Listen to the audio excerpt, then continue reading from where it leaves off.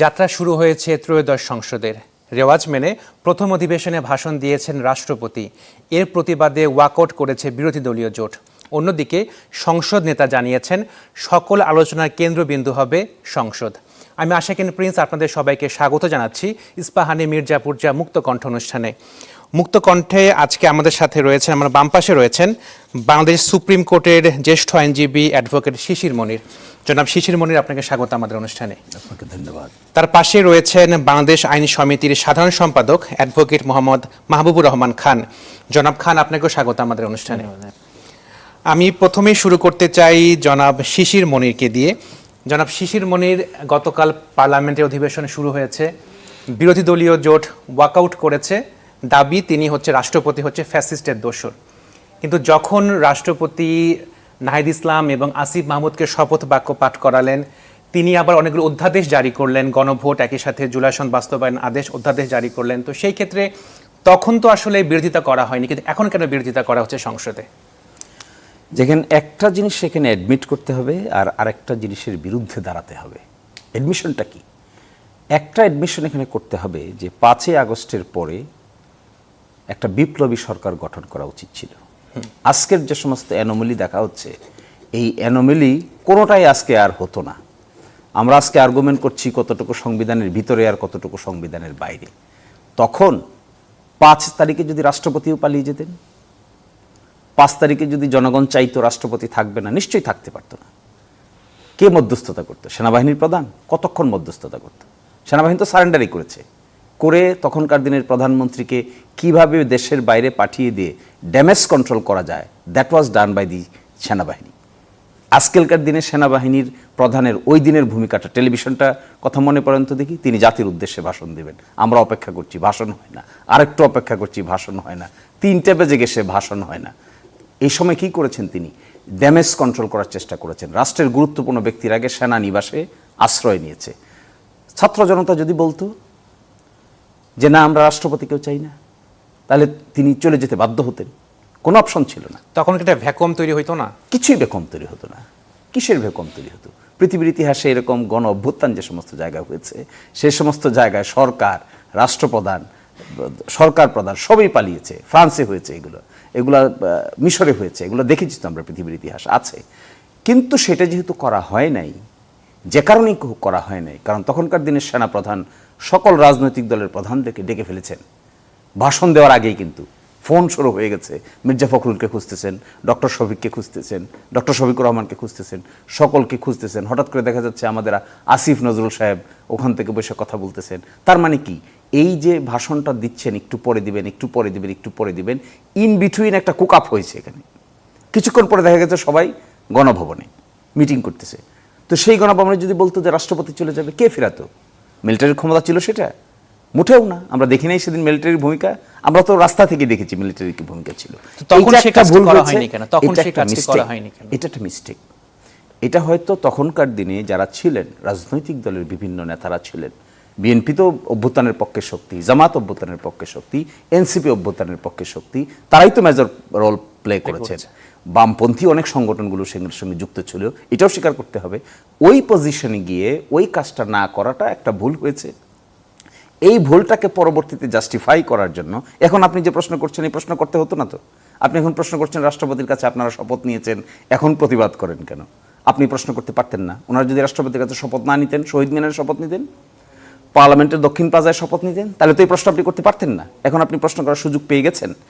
এই সুযোগের প্রেক্ষিতে এখন এসে যে ওয়াকআউট করছে, আমরা ভেবেছিলাম বিএনপি তো 2/3 মেজরিটি, এখন রাষ্ট্রপতিকে অভিশংসন করার মতো যথেষ্ট আইনগত ভিত্তি তাদের সামনে আছে। মাঝখানে রাষ্ট্রপতিকে সরানোর 2-3বার অ্যাটেম্প্ট হয়েছে। তিনি নিজেই সাক্ষাৎকার দিয়ে বলেছেন যে বিএনপির কারণে আমাকে সরাইতে পারে নাই, হুইচ ইজ ট্রু। বিএনপি সেটা স্বীকার করে যে আমরা সরাইতে দেই নাই। ইউনূস সরকারও চেয়েছিল, অন্যান্য রাজনৈতিক দলও চেয়েছিল, শুধু বিএনপি চায় নাই। এই কারণে রাষ্ট্রপতিকে সরাইতে, কেন? সাংবিধানিক শূন্যতা তৈরি হবে। তো এখন কি সাংবিধানিক শূন্যতা তৈরি হবে? এখন তো ওনারা আরেকজন রাষ্ট্রপতি দিবেন, ওনাকে খালি সিগন্যাল দিলেই তো হয়। রাষ্ট্রপতি নিজেই তো দিন সাক্ষাৎকারে বলেছেন আমি ততক্ষণ থাকবো যতক্ষণ অমুক সরকার আমাকে চাইবে। তো উনি না চাইলে তো উনি চলে যাবে।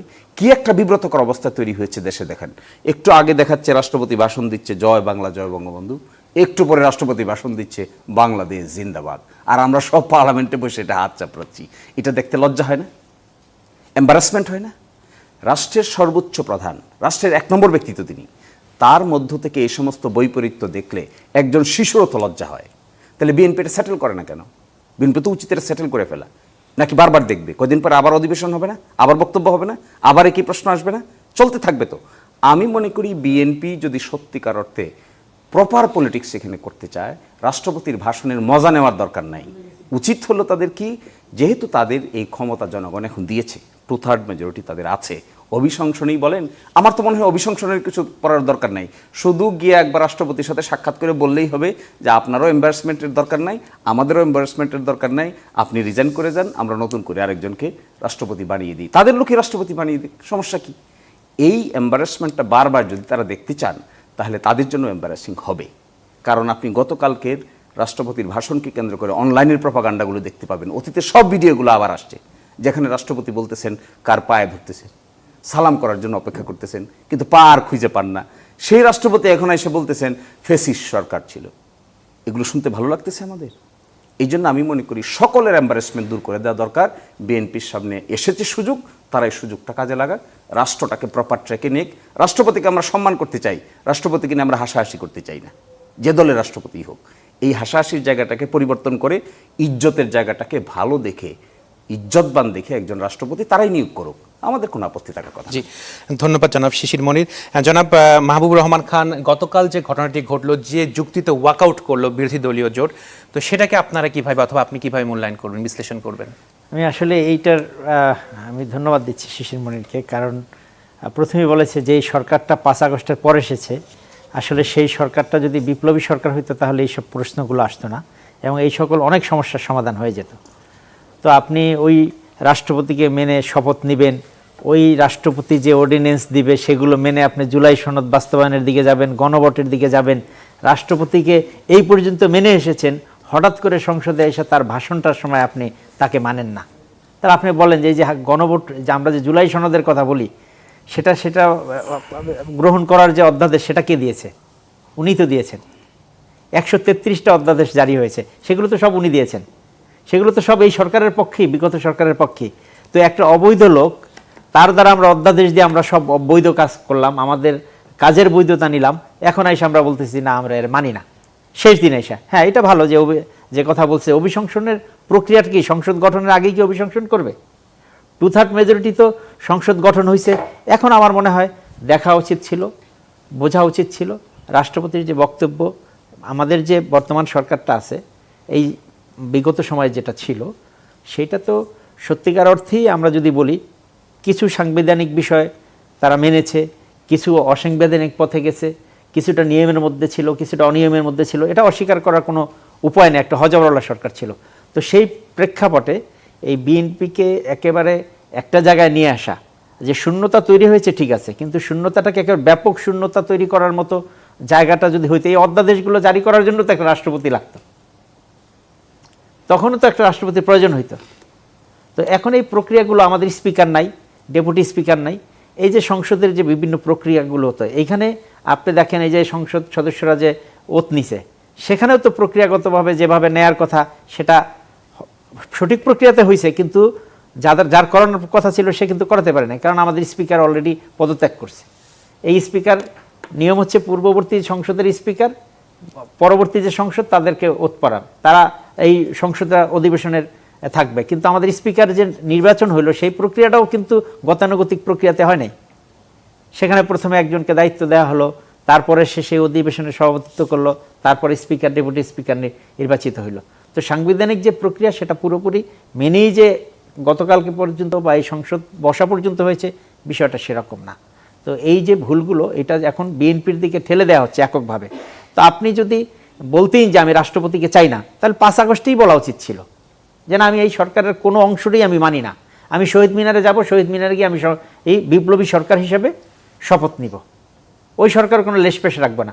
আপনি উপদেষ্টা হিসাবে ওই সময় আপনারা শপথ নিলেন, তারে রাখলেন, একটা পর্যায়ে এসে হঠাৎ করে মনে হলো যে না, আমরা একটা মবের মাধ্যমে এসে রাষ্ট্রপতিকে সরাই দিই। বিএনপি যদি ওইটা মেনে নিত ওই সময় যে না ঠিক আছে, এই যে মব করতেছে, মিছিল করতেছে, দাবি করতেছে রাষ্ট্রপতিকে সরাই দিই, সেটা তো আমার মনে হয় না যে সেটা আরও দৃষ্টিকটু হইতো। এবং সবচেয়ে ভালো হইতো গতকালকে যদি এই জাতীয় সংসদে প্রথম অধিবেশনে রাষ্ট্রপতির ভাষণের সময় ওনারা থাকতো, থাইকা দেখেন রাষ্ট্রপতির যে ভাষণটা, আমরা সেই কন্টেন্টসটা কি আমাদের জুলাই যে বিপ্লব সেটার বিপক্ষে ছিল কিনা আপনি সেটা দেখেন। উনি যা বলেছেন সব তো জুলাইয়ের পক্ষেই বলেছেন, জুলাইয়ের বিপক্ষে তো উনি কিছু বলেন নাই। তো উনিও যদি থাকতেন, থেকে এখানে ওনাদের বক্তব্য এখানে যেটা দেওয়ার সেটা দিতেন, পরবর্তীতে যে অভিশংসন প্রক্রিয়া নিয়ে কথা বলতেন, সেটা আমার মনে হয় অধিক সৌন্দর্য এবং মানে বেশি গ্রহণযোগ্য হতো। এখন ট্রোলের যে বিষয়টা, বিভিন্ন পর্যায়ে আসিফরা যে এই রাষ্ট্রপতির পাশে দাঁড়ায় নাহিদরা শপথ নিয়েছে, সেটাও তো ট্রোল হচ্ছে। এটা তো হবেই, কারণ আমাদের বিগত সময়টা আমরা প্রপারলি আইন মেনে করতে পারিনি। সুতরাং এই জায়গাটায় বিএনপি আমার মনে হয় অপেক্ষা করা উচিত। যেমন ধরেন নির্বাচনের পূর্বে বলা হয়েছিল যে জাতীয় পার্টিকে নিষিদ্ধ করা হোক। একটা রাজনৈতিক দলকে নিষিদ্ধ করার তো কোনো মানে গ্রহণযোগ্য পদ্ধতি না। জামাতকে নিষিদ্ধ করা হয়েছিল, আমরা তখনও সমর্থন করি নাই। এখন জাতীয় পার্টি দেখেন এই জাতীয় নির্বাচনের পরে, গত নির্বাচনের পর অটোমেটিক নিষিদ্ধর পর্যায়ে চলে গেছে। তারা বাংলাদেশে এখন একটা গুরুত্বপূর্ণ কোনো পার্ট হিসেবে না, একটা রাজনৈতিক দল হিসেবে আমি মনে করি নিষিদ্ধর থেকে বেশি কার্যকরী পদ্ধতিতে তারা মানুষের কাছে বাংলাদেশের গ্রহণযোগ্যতা হারিয়েছে এবং একরকম কার্যত তারা নিষিদ্ধ হয়ে গেছে। আর ওইভাবে যদি আইনি প্রক্রিয়ার মাধ্যমে বা সরকার কোনোভাবে এটা তাদেরকে নিষিদ্ধ করত, তাহলে বরঞ্চ জাতীয় পার্টির গ্রহণযোগ্যতা থাকতো। সুতরাং এই রাষ্ট্রপতির যে বিষয়টা বা জুলাই সনদের যে বিষয়গুলো, আমার মনে হয় অপেক্ষা করা উচিত, বিএনপির দিকে তাকায় থাকা উচিত যে তারা কি করে। জি হ্যাঁ, ধন্যবাদ জনাব মাহবুবুর রহমান খান। জনাব খান বলছিল যে অপেক্ষা করা উচিত, আসলে আপনারা অপেক্ষা করবেন কিনা, বিরোধী দলীয় জোট অপেক্ষা করবে কিনা? করতেই তো হবে। এটা তো সরকার নির্বাচিত হয়েছে 5 বছরের জন্য, একদিনের সংসদ তো আর সংসদ না। আমি মাহবুব ভাইয়ের একটা কথা শুধু এখানে বলছি, যে বলছেন যে তখন কেন বিপ্লবী সরকার গঠন করা হয়নি বা সকল বিপ্লবী সরকার গঠন করলে এগুলো হতো না।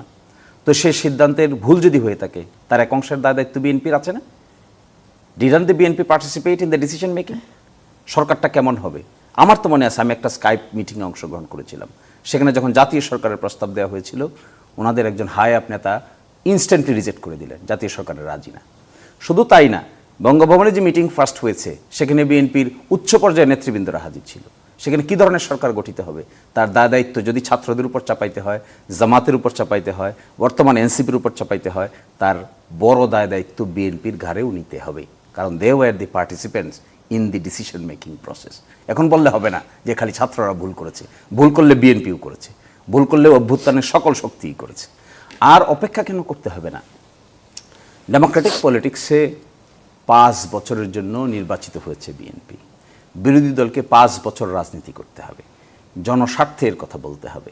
এই জনস্বার্থের কথা বলে কি ধরনের ভূমিকা তারা এখানে পালন করছে, ভবিষ্যতে তাদেরকে মানুষ সাপোর্ট করবে কিনা, এই ভূমিকার উপর নির্ভর করবে মানুষ তাদেরকে কি পরিমাণ ট্রাস্ট এবং কনফিডেন্স গ্রো করবে তাদের উপরে। এই জন্য তাদেরকে যৌক্তিক সমালোচনাও করতে হবে, ভালো কাজের অ্যাপ্রিসিয়েশনও করতে হবে। আমি বারবার তো এটা বলি, ওনারা ফ্যামিলি কার্ড দিয়েছেন, এটা মাস্ট বি রেসপেক্টেড, এটাকে আমরা সকলেই প্রেস করতে হবে। আবার অ্যাট দ্য সেম টাইম সংবিধান সংস্কার সভার শপথ নেন নাই, এটাকে ভয়ানকভাবে তিরস্কার করতে হবে, কারণ তারা তাদের ট্রাস্ট এবং কনফিডেন্সের জায়গা থেকে সরে গিয়েছেন। এই জায়গাটা বারবার বলতে হবে, দিস ইজ দেয়ার প্রবলেম। আবার অ্যাট দ্য সেম টাইম জনকল্যাণে কাজ করছেন, আমি শুনেছি 16 তারিখ তারা খাল খনন কর্মসূচি উদ্বোধন করবেন, এটাকে প্রেস করতে হবে। This is good work, so we have to praise the good work, at the same time we have to reject the bad work. Bad ওয়ার্কটা কি? আপনি রাষ্ট্রপতি জুলাইয়ের পক্ষে কথা বলতেছেন, আপনি এখানে বসে থেকে আমি দেখলাম বিএনপি দলীয় মন্ত্রী এমপিরা টেবিল ছাপড়াচ্ছে যখন ফেসিস্ট বলে গালি দিচ্ছে। বাহ, এই যে একটা এম্বারেসমেন্ট, এই সেই জায়গায় কি জামাত থাকতে পারতো না? না, কেন থাকবে সেটাই? বিএনপি রাষ্ট্রপতি বলেছেন তাকে রাখার ক্রেডিট হলো বিএনপির, বলেন রাষ্ট্রপতি তার সাক্ষাৎকারে, সে নিজেই তো রাজসাক্ষী, নিজেই বলে দিচ্ছে যে আমি থাকতে পারতাম না যদি অমুক অমুকরা আমাকে সাপোর্ট না করতেন। তাহলে এর মাঝখানে এই রাষ্ট্রপতি কি চায় না বিএনপি ছাড়া অভ্যুত্থানের জামাত বলি, এনসিপি বলি, যারা এর বিরোধিতা করেছে, সেই বিরোধিতাটা এসে সর্বশেষ প্রসিজুরাল বিরোধিতায় পরিণত হয়েছে সংসদ। এর আগ পর্যন্ত তো রাষ্ট্রপতিকে সামনে পায় নাই, যা কিছু বলেছে পত্রপত্রিকায়, যা কিছু বলেছে নিয়মতান্ত্রিকভাবে তো সামনে নাই। নিয়মতান্ত্রিকভাবে প্রথম সামনে এসেছে যেদিন তিনি ভাষণ দিবেন সেই দিন। এই ভাষণের জায়গাটা ওনার মুখ দিয়ে এই উপদেশ শুনতে হচ্ছে, কে দুর্নীতিতে চ্যাম্পিয়ন হয়েছিল, কারা 2001 সালে দুর্নীতিতে চ্যাম্পিয়ন করে দিয়ে গিয়েছিল। বিএনপি তখন 2001 থেকে 6 সালের যে সরকার ছিল, ওখানে তো আমরাও পার্ট ছিলাম, ওই পার্টের সরকারে আগের সরকারের দুর্নীতির চ্যাম্পিয়নশিপের ক্যারিকেচার বহন করেছে এবং এখানে এসে কিভাবে গণতন্ত্রের উত্তরণ হয়েছে, 1400 লোক মৃত্যুবরণ করেছে, ফ্যাসিস্ট বলে গালি দিচ্ছে সরকারকে, আগের সরকারকে। আর সেই রাষ্ট্রপতির ভাষণ এখানে বসে বসে শুনতেছি। আমার মনে হয় এইটা শুনতে বিএনপির কাছে কেমন লাগে আমি জানি না, তবে রাষ্ট্রপতির জায়গাটাকে যদি ট্রাস্ট ওয়ার্থি ক্রেডিবল রাখতে হয় তাহলে সত্যিকার অর্থে ক্রেডিবল লোককে ওখানে বসাইতে হবে। কারণ এটা সম্মানের জায়গা, এটা কিন্তু যুক্তিতর্কের জায়গা না। সব অঙ্গ ফেল করে গেলে রাষ্ট্রপতি ইজ দ্য শ্রেষ্ঠ পয়েন্ট। ওখানে আমরা একটা মিসট্রাস্টে ভুগতেছি। আমার ধারণা, আমি অনুরোধ করব, আমার ভাই এখানে আছেন, দ্রুত, ঠিক আছে প্রথম অধিবেশনে পারেন নাই, বাকি সময় যে সময়টুকু আছে টক টু দি, আচ্ছা বলেন প্রাইম মিনিস্টার বিদেশ যাবে, এসে রাষ্ট্রপতিকে রিপোর্ট করতে হবে না? কি বলবে যে এই রাষ্ট্রপতিকে, এই প্রাইম মিনিস্টার এই রাষ্ট্রপতিকে কি রিপোর্ট করবে, কিভাবে রিপোর্ট করবে, কি কনভারসেশন হবে সেখানে? একটা চক্ষু লজ্জা বলতে কিছু নাই মানুষের? যে লোক একটু আগে মানে আমাদের সবাইকে এই দেশ থেকে তাড়িয়ে দিয়ে যে কথা বলেছে আর এখন যে কথা বলতেছে 180 ডিগ্রি অ্যাঙ্গেলে লোকটা পোল্ট্রি বেড়ে দিল। এই পোল্ট্রিওয়ালা লোকটাকে আমরা এখানে রেখে সবাই কমফোর্টেবল হচ্ছে না। ট্রাস্টের জায়গাটা একটু শেকি হয়ে গেছে, পুরাটাই শেকি হয়ে গেছে। আপনি জুলাই অভ্যুত্থানের পক্ষের শক্তিদের মধ্যে যতই যে বিতর্ক করুক না কেন, আন্তরিকভাবে একটা লিঙ্ক তো তাদের মধ্যে আছে। সেটা কি? তারা জুলাইকে রেসপেক্ট করে, সকলেই জুলাইকে রেসপেক্ট করে। এই কমন জায়গা তো আছে। এই কমন জায়গাটার মধ্যে ফাটল ধরতে হবে কেন রাষ্ট্রপতির ইস্যুতে? না দেখে বরঞ্চ রাষ্ট্রপতিকে যদি তারা সরিয়ে দেন, কিংবা তাদের উপদেশ ছাড়া তো চলবে না, 2/3 মেজরিটি আছে, শুধু আকার ইঙ্গিত দিলেই রাষ্ট্রপতি থাকবে না। এই অধিবেশনে পারেন নাই, পরের অধিবেশনে যদি করেন তাহলে পরাজয় হবে না, বরং রাজনীতিতে দীর্ঘস্থায়ী বিজয় হবে বিএনপি। জি, ধন্যবাদ জনাব শিশির মনির। জনাব খান শিশির মনির বলছিল যে ট্রাস্টের জায়গাটা শেকি হয়ে গেছে। আপনারা কি মনে করেন যে আসলে ট্রাস্টের জায়গাটা শেকি হয়েছে? আমরা আসলে এটা মনে করি না, কারণ রাষ্ট্রপতি একটা প্রক্রিয়ার মাধ্যমেই তাকে, এটা বাংলাদেশের সর্বোচ্চ সম্মানের জায়গা, যেরকম ওনাকে সরানোর প্রক্রিয়াটাও সম্মানজনক হওয়া উচিত। ওনাকে এমনভাবে সরানো উচিত না, কারণ সরানোর যে প্রক্রিয়াটা ছিল সেটা যদি 5 আগস্ট হতো সেটা একটা রকম ছিল, বাট এখন একটা নির্বাচিত সরকার, তাদের যে কোনো কিছুই একটা প্রক্রিয়ার মাধ্যমে যেতে হবে। আমি মনে করি অনির্বাচিত সরকার কিংবা ফেসিবাদী সরকার যেভাবে রাষ্ট্রীয় যে পদগুলো আছে তাদেরকে কথায় কথায়, যেমন আমরা আগে দেখেছি প্রধান বিচারপতি ছিলেন সিনহা সাহেব, তাকে যেভাবে সরিয়ে দিয়েছে, তো এই প্রক্রিয়াটা একটা সৌন্দর্য আছে, একটা প্রক্রিয়া আছে। আমি মনে করি বিএনপি সেই প্রক্রিয়া মেনেই যখন এই ট্রাস্টের বিষয়গুলো আসবে বা ওই রকম প্রয়োজনীয়তা বিএনপি অনুভব করবে, তখন তারা সে প্রক্রিয়াগতভাবেই তাকে সরাবে। জি, ধন্যবাদ ডক্টর অ্যাডভোকেট খান। এই পর্যায়ে আমি যেতে যাচ্ছি জনাব মাহবুবুর রহমান খানের কাছে।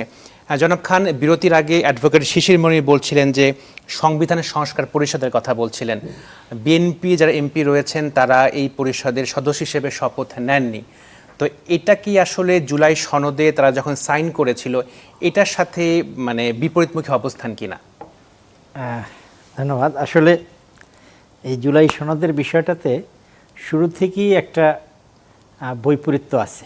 বৈপরীত্য কি? এটা যদিও ঐক্যমত কমিশন গঠন করা হয়েছে, কিন্তু সেই ঐক্যমত কমিশনেও কিন্তু সবগুলো রাজনৈতিক দল সবগুলো বিষয়ে একেবারে ঐক্যমতে পৌঁছছিল এরকম না। জুলাই সনদে অনেকগুলো বিষয় আছে যে বিষয়গুলোতে কিন্তু নোট অফ ডিসেন্ট বিএনপির পক্ষ ছিল।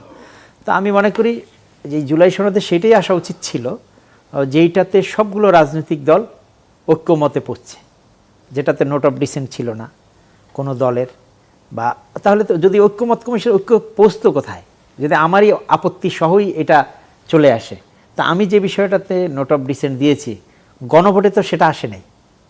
গণভোট যদি আমি বলি যে জুলাই সনদ আমার পুরোপুরি বাস্তবায়ন করতে হবে, তাহলে আমার যে নোট অফ ডিসেন্ট দেওয়া আছে, যেটা আমার নির্বাচনী ইশতেহার বা আমার দলীয় আদর্শ বা আমার দলীয় চিন্তাভাবনা কর্মসূচি, তার সাথে বৈপরীত্য আমি মনে করেছি, সেগুলোতে আমি নোট অফ ডিসেন্ট দিয়েছি। ধরেন বিএনপি দিয়েছে, সেই বিএনপির নোট অফ ডিসেন্টটাতেও আপনি হ্যাভোট না ভোটে দিয়ে দিচ্ছেন, তাহলে একটা গণ হ্যাভোট হয়ে গেল।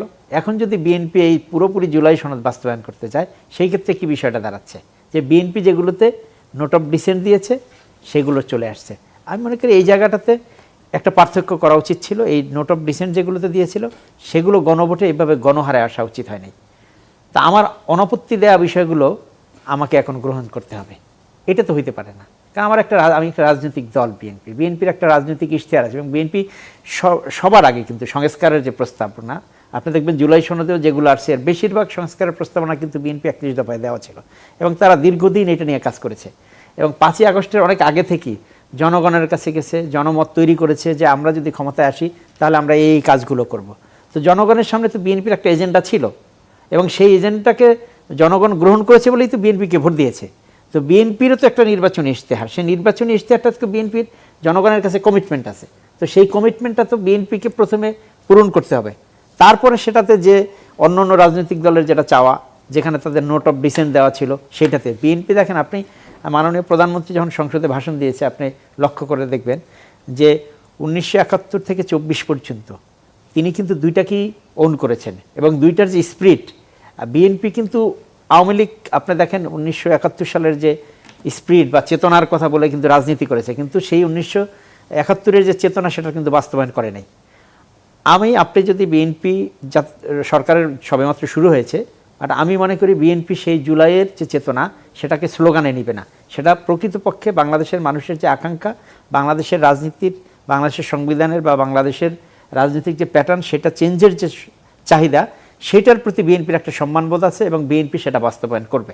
এটাকে শুধুমাত্র একটা স্লোগানে রাখবে না, বা জুলাই সনদের যে এটাও যাতে একটা একেবারে চেতনার ব্যবসার মতো না হয়ে যায় 1971-এর চেতনার মতো, সেই দিকে বিএনপির খেয়াল আছে। এবং আমি বিশ্বাস করি বিএনপির যে শুরুটা, সেই শুরুর যাত্রায় বাংলাদেশের মানুষের আকাঙ্ক্ষা যেটা আছে সেটা বাস্তবায়নের প্রতি তারা শ্রদ্ধাশীল এবং তাদের রাজনীতির মাধ্যমে তারা এই জুলাইয়ের যে আকাঙ্ক্ষা সেটা বাস্তবায়ন করবে প্র্যাকটিক্যালি। জি, ধন্যবাদ অ্যাডভোকেট খান।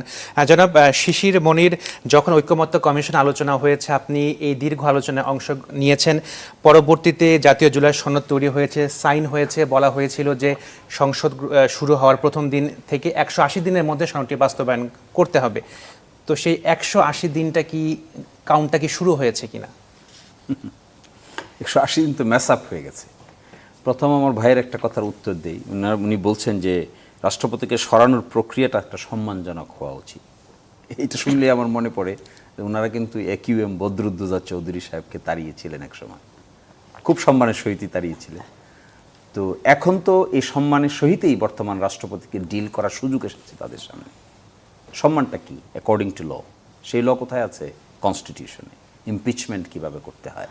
কিন্তু আমার ধারণা এই বর্তমান রাষ্ট্রপতিকে ইমপিচ করতে হবে না, শুধু একটু আকার ইঙ্গিতে বললেই হবে, উনি অটোমেটিক্যালি হি উইল রেসপেক্টফুল গন্তব্যে উনি চলে যাবেন এবং এটা তার জন্য ইররেসপেক্টফুল হবে না, অসম্মানজনক হবে না। সম্মানের সহিতেই ওনাকে ডিল করতে পারবেন। এই রাস্তাঘাট সংবিধানেও আছে, ব্যক্তিগতভাবেও ওই ব্যক্তি প্রস্তুত বলে আমার কাছে মনে হয়। সেকেন্ড, উনি বলছেন যে সেগুলি আসা উচিত ছিল যেগুলো ঐকমত্য হয়েছিল। আপনি দেখবেন গণভোট অধ্যাদেশটার পিছনে একটা শিডিউল আছে। এই শিডিউলের ভিতরে 30টা বিষয় বলা আছে, যে 30টা বিষয়ে 32টা রাজনৈতিক দল একমত হয়েছে। এই 30টা বিষয়ের ব্যাপারে কারো কোনো দ্বিমত নাই, কেউ কারোর সঙ্গে কোনো দ্বিমত করে নাই। এর বাইরে আরও 17টা বিষয় আছে। টোটাল সাংবিধানিক বিষয় হলো 47টা। এই 47-এর ভিতরে এই 17টার ব্যাপারে কিছু ডিসেন্টিং আছে, বিভিন্ন দলের ডিসেন্টিং আছে। আচ্ছা বলেন তো, একটা রাজনৈতিক দল ডিসেন্টিং দিয়েছে, এই ব্যাপারটাকে গণভোটে পাঠানো হয়েছে, জনগণের মধ্যে প্রায় 5 কোটি লোক এর পক্ষে ভোট দিয়েছে। বিএনপি তো জনগণের দল, বৃহত্তর রাজনৈতিক দল বলে ক্লেম করেন, তাহলে জনগণের সে রায়ের প্রতি এইবার তাদের সম্মান দেখানো উচিত না? আমরা হলে দেখাতাম, আমরা দ্বিমত হলেও দেখাতাম। ঠিক আছে, বিএনপি একটা বিষয়ে দ্বিমত পোষণ করেছে, এই করার ফলে 5 কোটি লোক সেটাতে তাদের দ্বিমত পোষণের বাইরে গিয়ে ভোট দিয়েছে। এইবার জনগণ বড় নাকি বিএনপি বড়? সরকার বড় নাকি 5 কোটি লোক বড়? 5 কোটি লোকের মতামত প্রাধান্য পাবে নাকি জামাত ইসলামের মতামত প্রাধান্য পাবে, এনসিপির মতামত প্রাধান্য পাবে, বিএনপির মতামত প্রাধান্য পাবে? এই জায়গায় আমার একটু ইন্টারপ্রিটেশনটা এইভাবে দিলে ভালো হয়। I have full respect for BNP, but at the same time এটা মনে হয় এখানে করলে সুন্দর হতো। বিএনপি একটা গ্রাউন্ড লুজ করছে। কোনটা করলে সুন্দর হতো? যে ঠিক আছে, আমরা দ্বিমত পোষণ করেছিলাম, কিন্তু যেহেতু 5 কোটি লোক এটার পক্ষে রায় দিয়েছে, আমরা রেসপেক্টফুল, মানুষের মতামতের প্রতি আমরা মেনে নিলাম, আমরা শপথ নিলাম, আমরা সংবিধান সংস্কার পরিষদও গঠন করলাম, 180 দিনের মধ্যে এটা সম্পন্ন করব, আর এই দিকে নর্মাল সংসদ পার্লামেন্ট ফাংশন করবে। এর মধ্যে আমরা যা কিছু আছে, একটা দুইটা ব্যাপারে দ্বিমত থাকলেও আমরা সংবিধান সংশোধন করে ওটাকে রেখে দিব, আর বাকিগুলো আমরা সকলেই না হয় মেনে নিলাম। এই রাস্তাটা যদি অবলম্বন করতেন, তাহলে আজকে অভ্যুত্থানের শক্তিগুলির মধ্যে একটা সিমেন্টেড ঐক্য দেখা যেত। সরকার গঠিত হয়েছে 1 মাসও হয় নাই, এখনই এই সমস্ত বিতর্কের মধ্যে পড়া কি ঠিক হলো? আমি সবচেয়ে বেশি দুঃখ পাই এটা, যে যখন ঐকমত্য কমিশনে গণভোটের প্রস্তাব কিন্তু বিএনপি দিয়েছে, আপনারা সেইটা দেখলেই খুঁজতেই পাবেন, শেষ দিনে বিএনপি গণভোটের প্রস্তাব দিয়েছে। যেই বিএনপি সালাউদ্দিন ভাই গণভোটের প্রস্তাব দিয়েছে, সবাই হৈ হৈ করে একমত হয়ে উঠে গেছে, ইয়েস আমরা উই গট এ পয়েন্ট। এবং সেইখানে দেখবেন আমার senior brother mister Salauddin, the home minister না, ওনার সেই দিনকার বক্তব্যটা দেখবেন, এসে যে একটা গণভোট আয়োজন হবে, দিবে, পরবর্তী পার্লামেন্ট বাধ্য হবে, এটা একটা বক্তব্য আছে। আর ইলেকশনের পরে দেখবেন আরেকটা 180 ডিগ্রি অ্যাঙ্গেলের উল্টা বক্তব্য আছে, সংবিধানের নেই। এই কথাটা কিন্তু মানুষ স্বাভাবিকভাবে নিচ্ছে না, এই অর্থে নিচ্ছে না, কি রে আগে বললো কি আর এখন বলে কি, এটা সামান্য ক্যালকুলেশন। রাজনীতিকে তো মারপেচ না এখানে। আগে না বলছে যে গণভোট হলে এটা মেনে নেবে, এখন যে বলতেছে গণভোট হলে এটা মেনে নেবে না। হ্যাঁ, ডিসেন্টিং পার্টটুকু বাদ দেয়, বাকিটা তো মানতে পারে। ডিসেন্টিং পার্টটুকু বাদ দিলেও তো গণপরিষদের শপথ নিতে পারে। ডিসেন্টিং পার্টটুকু বাদ দিয়েও তো গণপরিষদের শপথ নিয়ে প্রেসিডেন্টকে অ্যাডভাইস করতে পারতেন প্রাইম মিনিস্টার, যে আপনি শুধুমাত্র সংসদে আহ্বান করেন না, একই সাথে আপনি গণপরিষদে আহ্বান করেন। আগামী 15 তারিখে লাস্ট ডেট, আইনে বলা আছে 30 পঞ্জিকা দিবসের মধ্যে গণপরিষদের সভা ডাকতে হবে। তিনিই ডাকবেন যিনি সংসদের সভা ডাকেন। তাহলে ডাকবেন প্রেসিডেন্ট, প্রেসিডেন্ট তো আর ডাকতে পারবে না। প্রেসিডেন্টকে অ্যাডভাইস করে কে? Prime minister. প্রাইম মিনিস্টারকে অ্যাডভাইস, নিশ্চয়ই প্রাইম মিনিস্টার অ্যাডভাইস করেন নাই। প্রাইম মিনিস্টার যদি অ্যাডভাইস করতেন তাহলে তিনি 2টা সভার মিটিং ডাকতেন, বাধ্য হতেন। এবং যে শপথের জন্য আহ্বান করা হয়েছিল চিঠিতে, 2টা শপথের জন্য আহ্বান করা হয়েছে, কিন্তু একটা নেওয়া হয়েছে, একটা নেওয়া হয় নাই। এখন প্রাইম মিনিস্টার এসে অ্যাডভাইস যেহেতু করছেন না, প্রেসিডেন্ট ডাকছেন না, এখন 30 দিন পার হয়ে যাচ্ছে, তাহলে এরপরে কনসিকোয়েন্সটা কি হবে? দেখেন কনসিকোয়েন্স কি হতে পারে। এই রাজনৈতিক কেরেঙ্কালটা তৈরি না করলে বিএনপি যেহেতু সরকারে আছে তাদের জন্য কমফোর্টেবল হতো। আমরা সরকার হলে আমরা কমফোর্টেবল সিচুয়েশন ক্রিয়েট করতাম, এই সময় এটা করতাম না। না করে এখন কি করবে? এখন রাষ্ট্রপতিকে আহ্বান জানাতে পারে, এই জিনিসটা আরও গড়াবে সংসদে। দেখবেন 15 তারিখে হয়তো এই আলোচনা আবার আসবে, আবার সে ওয়াকআউট হবে, আবার সেই প্রেসিডেন্টকে, স্পিকারকে হয়তো অনুরোধ করবে, যা স্পিকারের মাধ্যমে আমরা প্রাইম মিনিস্টারকে অনুরোধ জানাচ্ছি তিনি যেন রাষ্ট্রপতিকে পরামর্শ দেন যেন আগামীকালকেই, আজকের মধ্যেই সংবিধান সংস্কার সভার মিটিং ডাকা হয়। কিন্তু সংবিধান সংস্কার সভার মিটিং যদি না ডাকে, তাহলে যারা শপথ নিয়েছে তাদের শপথের কি হবে? যারা শপথ নেয় নাই তাদের কি হবে? এই জটিলতা তৈরি হলো। তো এই জটিলতাটা ভাঙতে তো হবে। কে ভাঙবে? যিনি সরকারে আছেন তাদের ভাঙার দায়িত্ব। এই ভাঙার জন্য আমার মনে হয় এখনই কনস্ট্রাকটিভ উদ্যোগ নেওয়া দরকার। এটা হাসাহাসির বিষয় না, এটা খুবই সিরিয়াস কনস্টিটিউশনাল প্রশ্ন। এই ব্যাপারটা নিয়ে পার্লামেন্টের বাইরেও যদি আলোচনা করতে চান, আলোচনা করেন। নেতৃবৃন্দ তো আছেন, বিরোধী দলের নেতা আছেন, এনসিপি আছেন, বাইরে বসে এটার একটা আশু সমাধান বের করেন। গো ধরে থাকলে হবে না। গো ধরে থাকলে, যেহেতু বিএনপি ক্ষমতায় আছে, শেষ পর্যন্ত দায় দায়িত্ব কিন্তু বিএনপির উপরেই পড়বে। সেটেলমেন্ট করতে হবে তো একটা, রাইটলি অথবা রংলি। এই কনস্টিটিউশনাল ক্রাইসিসের জায়গাটা, এটা তো অর্ডার তো পার্লামেন্টে নেওয়া যাচ্ছে না। 133টা অর্ডিন্যান্স নিয়েছে পার্লামেন্টে, এটা তো অর্ডার তো পার্লামেন্টে নেওয়ার কিছু নাই। তাহলে এই অর্ডারের কার্যকারিতা কি নাই? যদি না থাকে তাহলে রিপিল করতে হবে। কে রিপিল করবে? সরকার। করলো না কেন ফার্স্ট অধিবেশনে?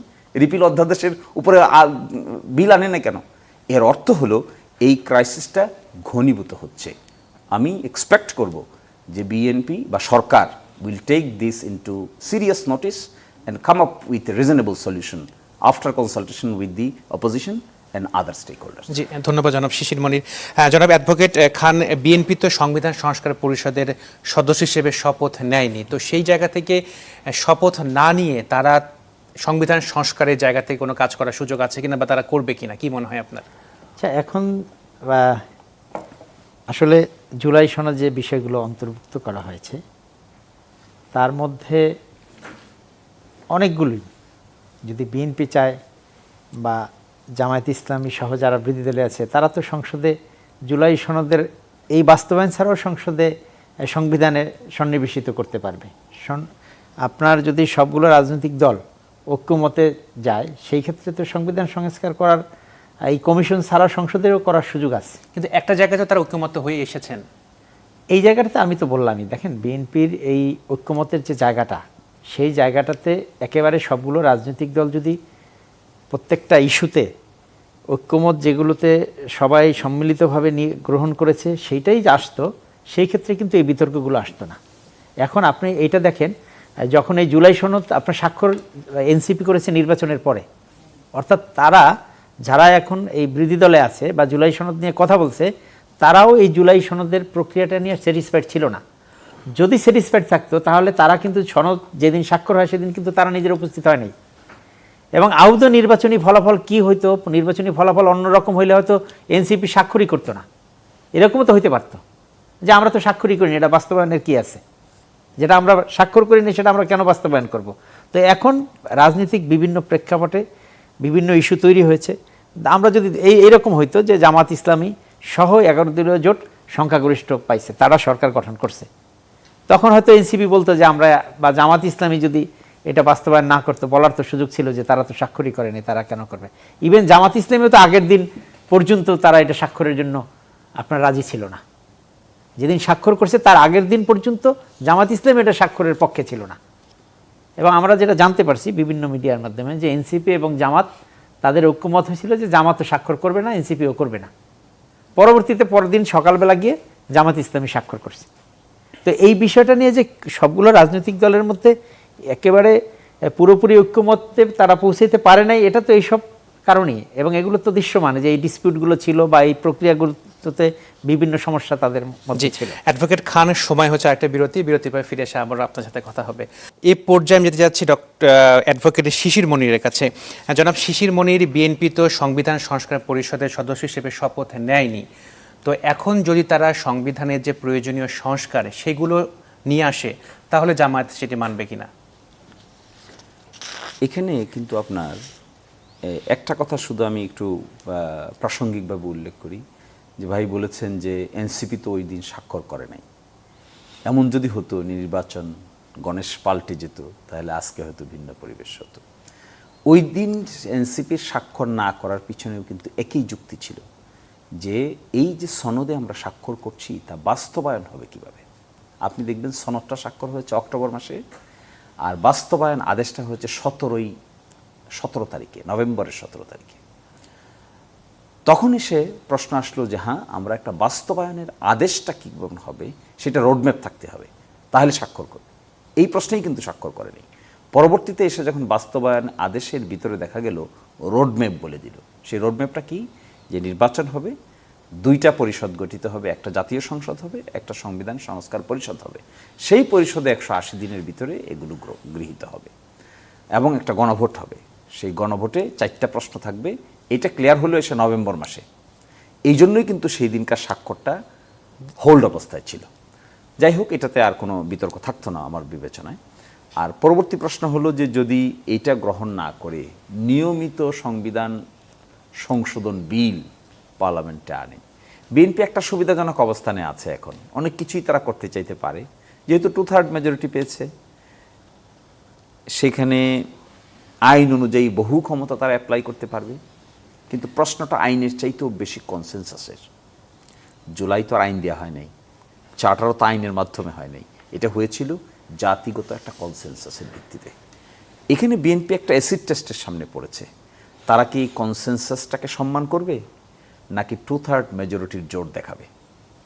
যদি 2/3 মেজরিটির জোর দেখায়, আমাদের দেশের ইতিহাসে 2/3 মেজরিটি যে সমস্ত পার্লামেন্টে পেয়েছে সব জায়গায় পরবর্তী নির্বাচনে গিয়ে বড় ধরনের ধরা খেয়েছে। এটি দেখবেন আপনি বিগত হিস্ট্রি সেটা বলে। তো এই জায়গায় আমি বিএনপিকে একটা ছোট্ট অ্যাডভাইস দেওয়ার ক্ষমতা আমার নাই, কিন্তু রিকোয়েস্ট আমার এই ভাইয়ের মাধ্যমে রিকোয়েস্ট, হ্যাপেন্স টু বি আমরা সেম ইউনিভার্সিটিতে সেম ডিপার্টমেন্টে পড়েছি। ভাইকে আমি অনেক কথা দাবি করে বলতে, কর্মস্থলে সেই জায়গায় একই জায়গায় দাবি করে বলতে পারি। এটা রাজনৈতিক দলের বিরোধের প্রশ্ন না। আমরা দেখতে চাই যে জনগণের এই বৃহত্তর জনগণের ঐক্যের জায়গাটা রেসপেক্টেড হয়েছে। এটি বিএনপির জন্যও ভালো, এটি এনসিপির জন্যও ভালো, এটি জামাত ইসলামের জন্যও ভালো। ইভেন ঐক্যের সুরে যারা ছিল তাদের সবার জন্য ভালো, শেষ পর্যন্ত জনগণের জন্য ভালো। এই জন্য এখানে আমি রিকোয়েস্ট করব 2/3 মেজরিটির জোর দেখানোর বাইরে গিয়ে জনগণের গণভোটের মতামতটাকে যদি রেসপেক্ট করেন, তাহলে 2/3 মেজরিটির দেমাকও থাকবে ঠিক, গণভোটকে রেসপেক্ট করার কারণে মানুষের সন্তুষ্টিটাও থাকবে। আর যদি গণভোটকে রেসপেক্ট না করে শুধুমাত্র 2/3 মেজরিটির জোর দেখিয়ে সংবিধানের একটা ইন্ডিপেন্ডেন্ট বিল নিয়ে এসে সংসদে পাশ করতে পারবেন, 200-র উপরে সিট আছে, পারবেন। সংরক্ষিত নারী আসনের মানুষ আসতেছে 200-250-র উপরে হয়ে যাবে, পারবেন সেটা করতে। কিন্তু সেটাই জনমনে একটা প্রশ্ন থেকে যাবে যে আগের কথা এবং পরের কথায় মিল নাই কেন। এই প্রেক্ষাপটে আমি মনে করি আমরা অবশ্যই আমাদের জায়গা থেকে যা হওয়ার কথা ছিল এটা যদি না হয় আমরা বিরোধিতা করব। বিরোধিতা তারা মানবেন কি মানবেন না, দিস ইজ দেয়ার অপশন, কিন্তু আমরা আমাদের এই বিরোধিতার জায়গাটাকে উপস্থাপন করব। জুলাই সনদে বাস্তবায়ন আদেশ থেকে সরে গেলেই আমরা সেটা ডিসেন্টিং দিব, সরে গেলেই আমরা পার্লামেন্টে সেটা উপস্থাপন। প্রথম অধিবেশনে জামাত বিরোধী দল তারা ওয়াকআউট করেছে, তো এই ধারা অব্যাহত থাকবে কিনা, অথবা প্রেসিডেন্ট যে ভাষণ দিয়েছেন সেই ভাষণের প্রেক্ষিতে যে আলোচনা হবে সেটাতে জামাত বা বিরোধী দল অংশ নেবে কিনা? দুটো কথা, ওয়াকআউট তো কেউ প্ল্যান করে না, ওয়াকআউট কোনো নিয়মতান্ত্রিক কাজও না। পার্লামেন্টে ওয়াকআউট একটা বিধান। পার্লামেন্টের রুলস অফ প্রসিজিওরে ওয়াকআউট নামে একটা বিশেষ ধরনের শব্দ আছে। এটা নিয়ে বাংলাদেশের সুপ্রিম কোর্টে বিভিন্ন সময় মামলাও হয়েছে, ওয়াকআউট হবে নাকি বয়কট হবে। তো এই ক্ষেত্রে বিরোধী দলের একটা প্রিভিলেজ আছে, তারা যে বিষয়ে তাদের উত্থাপন বারবার করার ফলেও কেউ মানবে না, তারা ওই সময়টা থেকে বিরত থাকতে পারে, ওয়াকআউট করতে পারে। কিন্তু এটা কোনো নিয়মতান্ত্রিক কাজ হতে পারে না যে প্রতিদিনই আমি ওয়াকআউট করব, প্রতিদিনই আমি ওয়াকআউট করব। It's not a healthy politics. তবে এই ক্ষেত্রে আমি মনে করি এই ওয়াকআউটের জায়গাটাকে আমরা নিয়মতান্ত্রিকভাবে জামাত ইসলামী করতে চাই না। জামাত ইসলামী পলিসি নিয়েছে কি, সরকার ভালো কাজ করবে আমরা সাপোর্ট করব, সরকার মন্দ কাজ করবে আমরা বিরোধিতা করব। পার্লামেন্টের রুলস অফ প্রসিজিওরের ভিতরে যত অপশন আছে সবগুলো আমরা এখানে আলোচনা করব। ইভেন পয়েন্ট অফ অর্ডারে দাঁড়িয়ে 15 তারিখেই বলেন কিংবা তার পরের তারিখগুলোই বলেন, এই অনিয়মগুলোকে আমরা স্পিকারের সামনে উপস্থাপন করব। আর শেষ পর্যন্ত আমরা চাইব হেলদি পলিটিক্স হোক, ইফেক্টিভ বিরোধী দল হোক, আবার সরকার অ্যাকোমোডেটিভ। জি, ধন্যবাদ অ্যাডভোকেট শিশির মনির। অ্যাডভোকেট খান সংসদ নেতা, তিনি বলেছেন সংসদকে প্রাণবন্ত করতে চান। অপোজিশন লিডার বলেছেন সংসদকে অর্থবহ করতে চান। তো আসলে এই সংসদটা কীরকম হবে? দেখেন, আসলে আমাদের প্রায় দীর্ঘ 17 বছরের একটা ফেসিবাদী শাসনের পরে এই কার্যকর একটা সংসদ সামনে আমরা দেখতে পাবো বলে বিশ্বাস করি, এবং আমাদের মাননীয় প্রধানমন্ত্রী বলেছেন যে সংসদই হোক আলোচনার কেন্দ্রবিন্দু, এই জায়গা থেকেই সমস্যাটা সমাধানের হোক। আসলে বাংলাদেশের মানুষের কিন্তু দীর্ঘদিনের চাওয়ার পরেই কিন্তু তাদের ভোটাধিকার মাধ্যমে তারা তাদের জনপ্রতিনিধি প্রেরণ করেছেন। আমরা মনে করি এই সংসদের মাধ্যমেই আমাদের যে এই সংসদ যদি কার্যকর থাকে, সংসদে যদি বিরোধী দল কার্যকর ভূমিকা রাখে, সমালোচনার অবশ্যই গঠনমূলক সমালোচনা, ভালো সমালোচনা, এগুলো যত ভালো হবে সরকার তত বেশি কার্যকর হবে এবং তত বেশি জনমুখী হবে এবং জনকল্যাণকর কাজ বেশি করবে। সেই ক্ষেত্রে আমি মনে করি যে জামায়াত ইসলামী যদি বা বিরোধী 11 দলীয় জোট যদি যে গঠনমূলক সমালোচনা করে, সংসদে যে কোনো ইস্যুতে তারা পার্টিসিপেট করে, আলোচনা করে, তাহলে একটা কার্যকর সংসদ দাঁড়াতে পারে। আর এই কার্যকর সংসদই একমাত্র পারে জুলাই আকাঙ্ক্ষা বলি আর আমরা যাই বলি, এদেশের মানুষের যেটা চাওয়া, তারা কি চায়, তারা 5 বছর পর গণতান্ত্রিকভাবে তাদের ভোটাধিকারের মাধ্যমে তাদের পছন্দের সরকার নির্বাচন করতে চায়। তো এই প্রক্রিয়াটাই এদেশের মানুষের কিন্তু অনেক বেশি চাওয়া না। আপনি জুলাই সনদে ভোট দিয়েছে, যারা ভোট দিয়েছে তারা জানেও না জুলাই সনদে কি আছে। 10% মানুষও জানেন। আপনি জিজ্ঞেস করে দেখেন যে আসলে জুলাই সনদে কি আছে। সরকার প্রচারণা ছিল জুলাই সনদে হ্যাঁ মানে আপনি সব পাবেন, সব পাবেন, বাড়ি গাড়ি, তেল চাল ডাল নুন সব পাবেন। কি পাবেন এটা প্রশ্ন করে দেখেন, অনেকেই বলতে পারবে না যে আসলে কি পাবে বা কি আছে এখানে। তো বাস্তবে বাংলাদেশের মানুষ চায় একটা গণতান্ত্রিক পরিবেশ, একটা সুস্থ রাজনৈতিক ধারা, জনকল্যাণমুখী একটা সরকার চায়। আমি মনে করি এই বিএনপি সরকার যারা গঠন করেছেন, বর্তমান প্রধানমন্ত্রীর যে ইচ্ছা বা চাওয়া, যে কার্যক্রম ইতিমধ্যে তিনি বাস্তবায়ন করার চেষ্টা করছেন, তাতে একটা জনকল্যাণমুখী সরকার গঠন করা হবে এবং 2/3 মেজরিটি যেটা আসছে সেটার যে অহংকার বোধের কথা বলা হয়েছে বিগত সময়, বিএনপি সরকারের মধ্যে সে ধরনের কোনো বডি ল্যাঙ্গুয়েজ নাই। অ্যাডভোকেট মোহাম্মদ মাহবুবুর রহমান খান, আপনাকে অসংখ্য ধন্যবাদ আমাদের সময় দেবার জন্য। অ্যাডভোকেট শিশির মনির, আপনাকে অসংখ্য ধন্যবাদ সময় দেবার জন্য। আশা করি সামনে আপনাদের সাথে আবারও কথা হবে। দর্শক, অনুষ্ঠান শেষ করছি। দেখা হবে আগামী সপ্তাহে ইস্পাহানী মির্জাপুর চা মুক্ত কণ্ঠ অনুষ্ঠানে। সে পর্যন্ত সবাই সুস্থ থাকুন, ভালো থাকুন।